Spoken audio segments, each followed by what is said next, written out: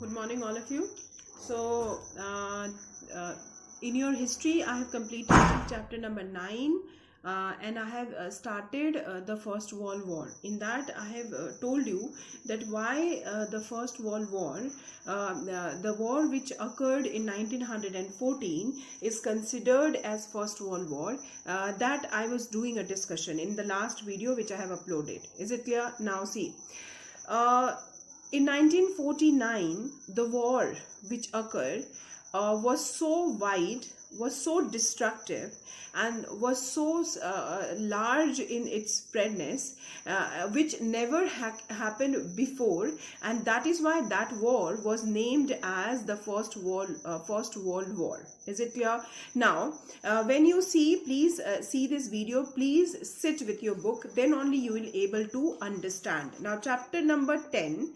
Okay, in this First World War, what is your portion of syllabus? In this, we have to study the causes of First World War, okay, and the immediate causes of First World War, and remaining nothing is there. Now, in page number 109, it is given causes of the First World War. There are total causes given is 3, and fourth one is your immediate cause. Okay, 3 plus 1. Why I am saying 3 plus 1? Like, first cause is nationalism and imperialism. Second cause is race of armament. Third cause is division of Europe into two hostile groups. Fourth cause is an immediate cause, okay? And what is the name of the immediate cause? Sarajevo crisis. These are the 4 causes we need to study, and after that, the events of the World War is not in your syllabus, okay? In page number 112, whatever is given is not in your syllabus. Now, directly come to the result of the war. Under the result of the war, we have to study only the Treaty of Versailles, the meaning of Treaty of Versailles and terms of the treaty, that we need to study. And after that, you see territorial rearrangement, which is given in page number 114. Formation of the League of Nations is not in your syllabus. All right. So, in chapter number 10, we need to study the causes of the First World War, that is 4 causes, and in the result of the war, we need to study the Treaty of Versailles. The Treaty of Versailles is signed between who played the important role, and what were the terms of the Treaty of Versailles. That only we need to study in chapter number 10. Okay, now let us start with the chapter number 10. In this, if you see the first paragraph, okay, under the first paragraph, you see what is given is this. In 1914, a war began in Europe, which soon engulfed almost the entire world, with the battle fought in Europe, Asia, Africa, and the Pacific Ocean. Is it clear? So, means the war which occurred in 1914 in Europe has slowly and gradually taken the other continent also under its capture, whether it is Asia, Asian continent, African continent, Pacific Ocean continent. Europe was already under its trap. So slowly and gradually, the war which started in the European continent in 1914 has actually engulfed the entire world. Then, this war was different from the war fought earlier in terms of its scale and its repercussion. Repercussion means its consequences. The scale of the war, this war was different. Why the war was different? Because this war, the spreadness of the war has actually trapped every country of the world, first thing, and the consequences and the result of this war was so destructive that was never been happen in the history, previous history. Okay, that is why this war was different. Then it was fought on a worldwide scale and affected almost all the countries of the world. During this war, new method of defense and destruction were used. This is also unique. This is also called as the First World War, because the method of the kind of the defensive equipments and the weapons which is used in this war was never being used. Okay, moreover, in the earlier war, the civilian population were not generally involved. Earlier, the civilians were not involved, and only the military of different countries were having a fight, war with each other. But in this war, the civilians also lost their life, and indirectly and directly they also got involved. Okay, then. But this war was fought by the people as a whole. Thus, the war marked the turning point in the history of the world. Because from here it is very important. If the question comes, why the war which occurred in 1914 is called as the First World War, this is the answer. Because of the unprecedented extent of its spread, impact and damage, and its total nature, it is known as First World War. Okay, so why it is known as First World War? The first paragraph, last 3 lines, children. Because of the unprecedented extent of its spread, impact and damage, and its total nature, it is known as the First World War. Is it clear to all of you? So these lines are very important. Okay, so I'll just turn the camera and I'll show you that this line you people have to underline. Okay, this, the First World War, children. Under the First World War, first paragraph, these 3 lines underline. Because of the unprecedented extent of its spread, impact and damage, and its total nature, it is known as the First World War. Is it clear to all of you? Okay, now let us continue. Now. So I hope you people have understood that why it was called as the First World War and which year it happened, 1914. Let us start with the causes of the First World War. The first cause is nationalism and imperialism. Now, what is nationalism? Nationalism we have already done in chapter 3 when we were studying about the Indian history. We have studied the feeling of oneness, feeling of unity, where the group of people lived together and share the same language, culture, heritage with each other. That is called nationalism. But the situation which occurred in 1914 has totally changed the concept of nationalism.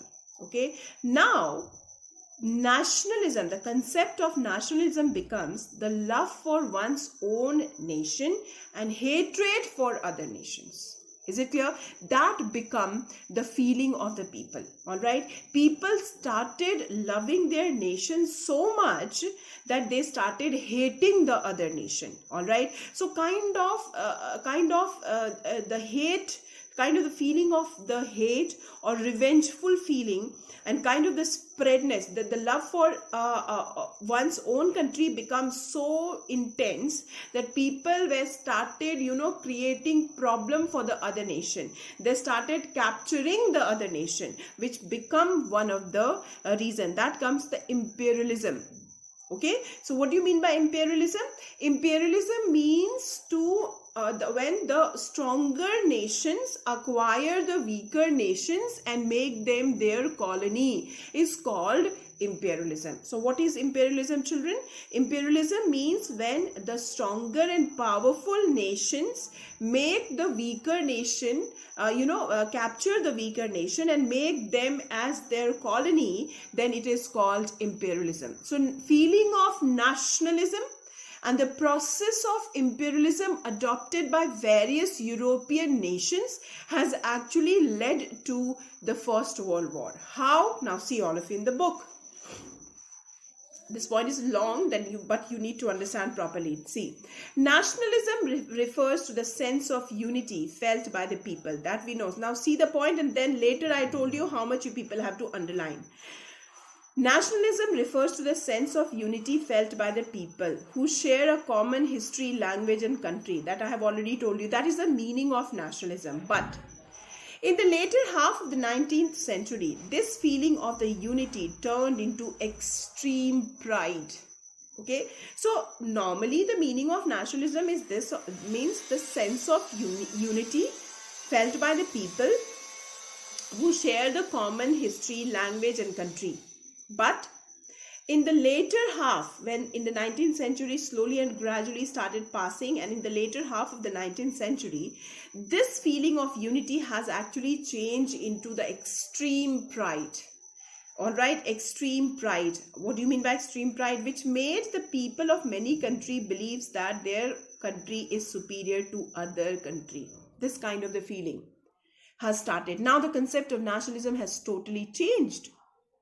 Nationalism meaning was feeling of unity felt by the people. But in the later half of the 19th century, this feeling of unity has actually changed into extreme pride. And the many countries of the world started thinking that their country is superior than the other countries of the world. Feeling of superiority among the people of the country has started occurring. So they started feeling, different countries started feeling that they are superior and other countries are inferior to them. So they started having jealousy with the other countries. Then this led to the development of aggressive nationalism in Europe. Okay, so this kind of the feeling of thinking their own country is superior and other country as inferior has led to the rise of the concept called aggressive nationalism. Now, what do you mean by aggressive nationalism? I told you. Next line you see. Aggressive nationalism means love for one's own country and hatred for other country. Okay, so aggressive nationalism means love for one's country, one's own country, and hate for other country, because different countries started thinking that their country is superior than other countries of the world, and that gave rise to aggressive nationalism. And aggressive nationalism means love for one's own country and hatred for other countries. Is it clear? Then each nation thought about its own national interest and did not care for the interest of the other nation. Every country, because they started thinking that they are superior. So every country started thinking that their nation, thinking about the interest of their own nation. All right. And in fulfilling the interest of their own nation, if it is harming the other nation, they were having no care and no interest in that. Okay, so that kind of the situation occurred in 1914. We have 3 examples, children, given here. Now you see, for example, France wanted to get back its provinces of Alsace and Lorraine from Germany. Okay, this is the first, means a kind of the bad situation between France and Germany was there in Europe. Why? Because Germany had in the earlier days captured Alsace and Lorraine territory of France from France. Is it clear? So France was searching for an opportunity, that France wanted to get back its territory of Alsace and Lorraine from Germany. First example. Second, Italy wanted to get back its territory of Trentino Trieste from Austria. Similarly, Italy was also searching for an opportunity, that it wanted to get back its territory of Trentino Trieste from Austria. The third example, Balkan states, one of the Balkan states was Serbia, wanted that their fellow national, that is slaves, who lived in other states should come together to form a greater Balkan state. So we have 3 examples where one nation becomes the enemy of other nation. Like France wanted to get back its territory of Alsace and Lorraine from Germany. Similarly, Italy wanted to get back its territory of Trentino Trieste from Austria. Similarly, Balkan states, okay, like Serbia, wanted their fellow national, that is slaves, who are living in the different countries should form one state. Okay, should form, one word is used here, come together to form a greater Balkan state. So these are the three very tense situation was there in Europe, which also become one of the reason of First World War. Is it clear now? Then after that, you see, these countries developed expansionist policy in the name of nationalism. Okay, because now nationalism meaning has changed. It become aggressive nationalism. And what is aggressive nationalism? Love for one's own nation and hatred for other nations. So these countries means France, okay, then Italy, then Balkan states, okay, they started the policy of expansion, okay, in the name of nationalism. Then therefore military strength becomes synonymous with national prestige, and every country began to increase her military power. Now because different countries have adopted the policy of expansion, they started acquiring the weaker nation. How they will able to acquire the weaker nation? When they will have a large military force. So that actually led to the situation where every country wanted to increase their military strength so that they can acquire more and more nations. So first paragraph of the first point we have done. See the second paragraph. Aggressive nationalism also led to the rise of imperialism. Okay, what is imperialism? It is given. A system by which a powerful nation used to establish its control over another nation, either by political pressure, infiltration and annexation, or by outright war. So what do you mean by imperialism?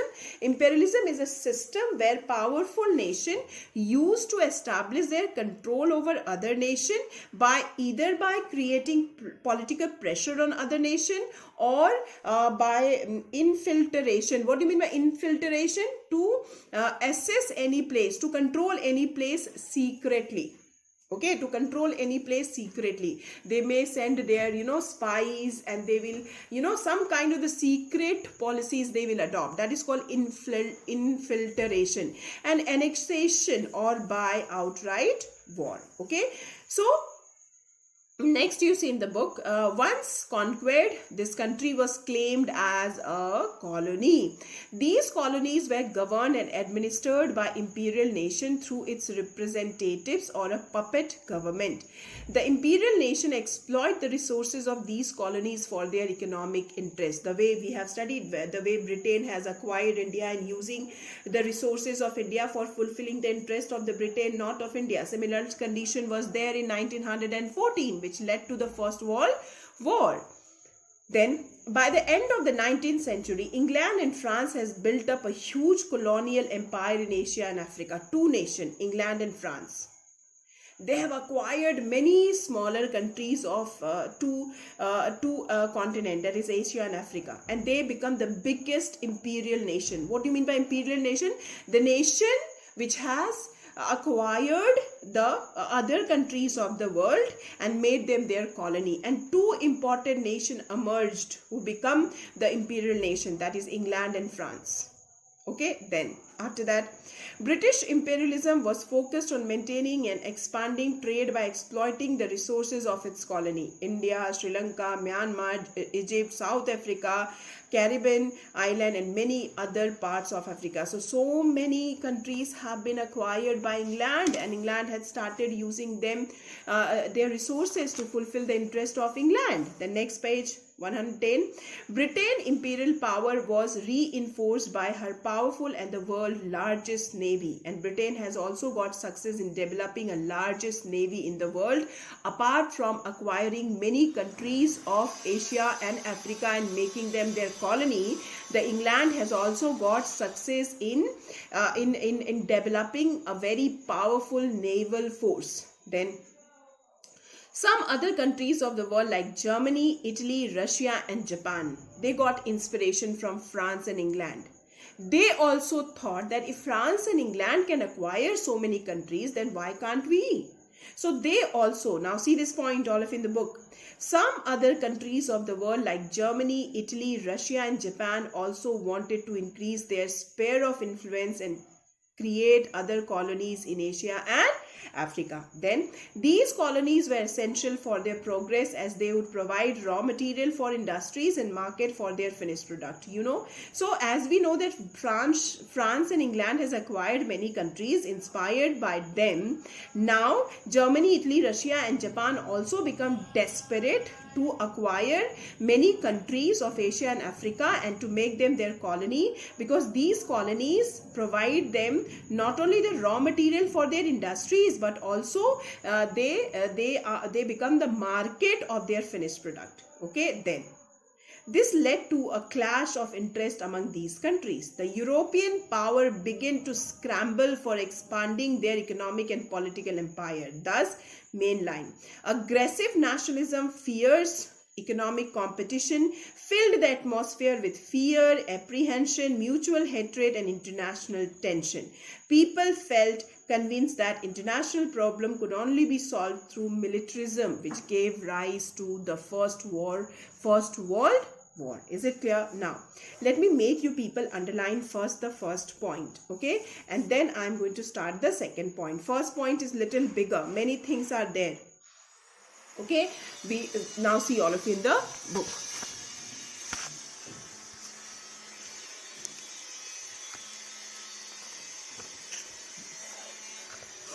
See, imperialism, nationalism and imperialism. We need to start from here. In the later half of the 19th century, in place of this, you write the.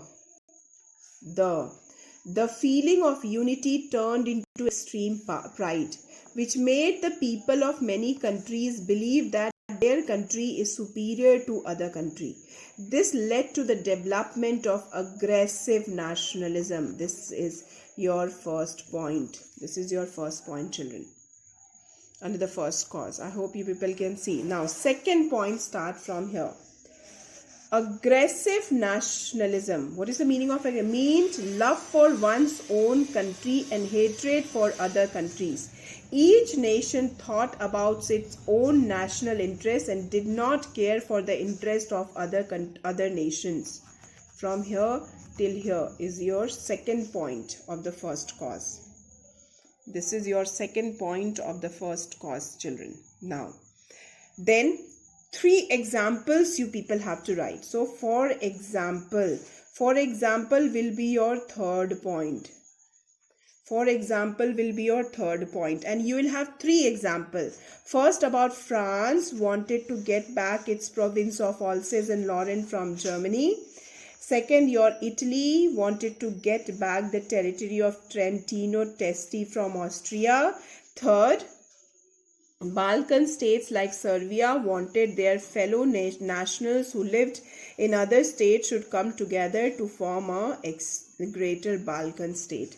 So from, for example, till here is the third point, and you people have to write 3 examples. 1 is of France, 2 is of Italy, and 3 is of Balkan state. Is it clear? Now see. Then the next these things now not needed. You see the next paragraph. This aggressive, this will be your fourth point or point number 1. This aggressive nationalism also led to the rise of imperialism, a system by which powerful nation used to establish its control over other country either by political pressure, infiltration, annexation, or by outright war.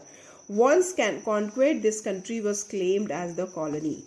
Okay, all right. Then in the fourth point only here, the imperial nation exploited the resources of colonies for their economic interest. This till here is your fourth point. From here to here is your fourth point of point number 1. Then fifth point starts from here. By the end of the 19th century, England and France has built up a huge colonial empire in Asia and Africa till here. Okay, and then in the fifth point only we'll continue from the next page. Britain's imperial power was reinforced by her powerful and the world's largest navy. Some of the other countries of the world like Germany, Italy, Russia, Japan also wanted to increase their sphere of influence and create their colonies in Asia and Africa. Till here is your fifth point. And sixth point is from here. This is your sixth point, children. These colonies were essential for their progress as they provide raw material for their industries and market for their finished product. Besides, colonies would add to the power prestige of this country. Sixth point. And last point is this. This is your seventh point. Seventh point. The last 5 lines of the first point.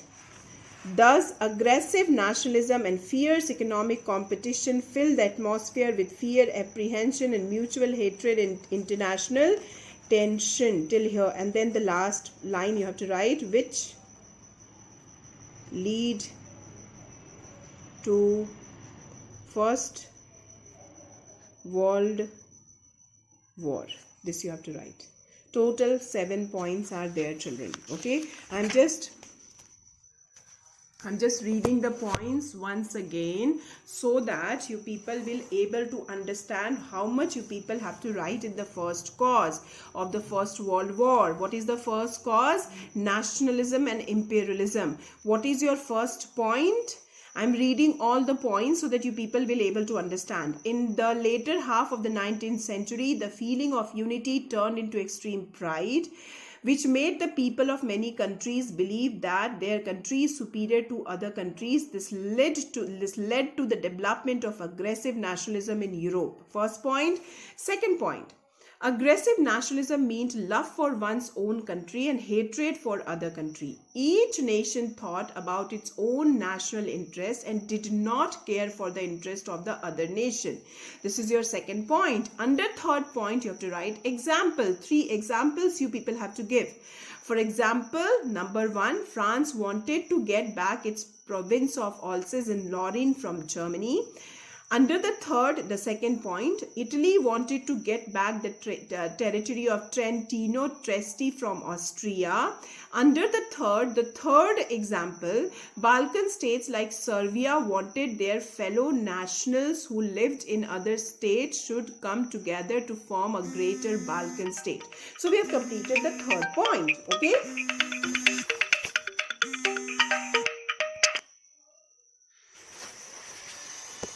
We have completed the third point, children. Now see the fourth point. This aggressive nationalism also led to the rise of nationalism, imperialism, a system by which a powerful nation used to establish its control over another country, either by political pressure, infiltration. Infiltration means to control other countries secretly, and annexation, or by outright war. Once conquered, this country was claimed as a colony, and then the imperial nation exploited the resources of these colonies for their economic interest. This is the fourth point. Fifth point. By the end of the 19th century, England and France has built up a huge colonial empire in Asia and Africa. We'll continue in the fifth point in the next page. Britain's imperial power was reinforced by her powerful and the world's largest navy. Some of the other countries of the world like Germany, Italy, Russia and Japan also wanted to increase their sphere of influence and create their colony in Asia and Africa. Then these colonies were essential for, this is sixth point. Why they wanted to acquire the colony? Because these colonies were essential for their progress, as they could provide raw material for the industries and market for their finished product. Okay. Besides, acquiring colonies would add to the power and prestige of this country. So those who will have more colonies are having more prestige in the world. That's why every country wanted to acquire the other country and make their colony. So such kind of the tense situation. Then the last line. Thus, aggressive nationalism and fierce economic competition filled the atmosphere with fear, apprehension, mutual hatred, and international tension, which lead to the First World War. I hope the first point is clear to all of you, the first cause.